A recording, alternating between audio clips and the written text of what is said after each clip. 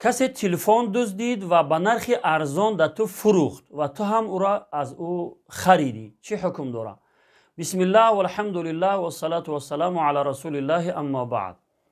البته دزدی کردن از جمله گناهان کبیره به شمار می رود که حرام بودن دزدی به آیات‌های صریح قرآنی ثابت است.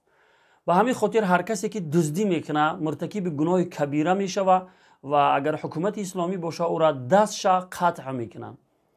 و هر کسی که مال دزدی را میخره میدونه که همین مال دزدی دیده و دانسته از او میخره، در واقع او را به کار دزدی در کار حرام یاردم میکنه.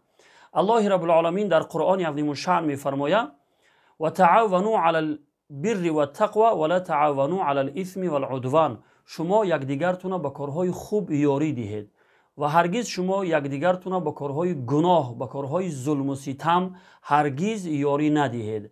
الله رب العالمین منع میکنه مسلمان ها را از این که یکدیگرشون به کار گناه یاردن بتین و شما دیده و دانسته میروی از همون کسی که دزدی کردگی مال یک کسی را دزیدگی از او مثلا اون مال میخری شما و در کار گناه او را یاردن میکنی و او بر دزدی کردن و جرأتمندتر می شود. شما فکر کنید اگر دزد که یک مال دزدی را می دزده و در بازار او را فروخته نتونه، دیم دفعه هیچ وقت فکر دزدی را نمیکنه. میدونه که اگر این من بدزدم مثلا این را فروخته نمیتونم و برای من یگان فایده هم نمیشود و شاید که از همین کاری دزدی مثلا دست بکشه. ولی شما وقتی که او مال دزدی را میخره و نرخ ارزان هم که باشه میخره، فایده خودتون را فکر کرده فایده جامعه را فکر نمیکنه. البته که در گناه دزدی او شما هم شریک میشوید و در کار گناه شما اونها را یاردن میکنه که مخالف صریح آیات قرآن میباشد.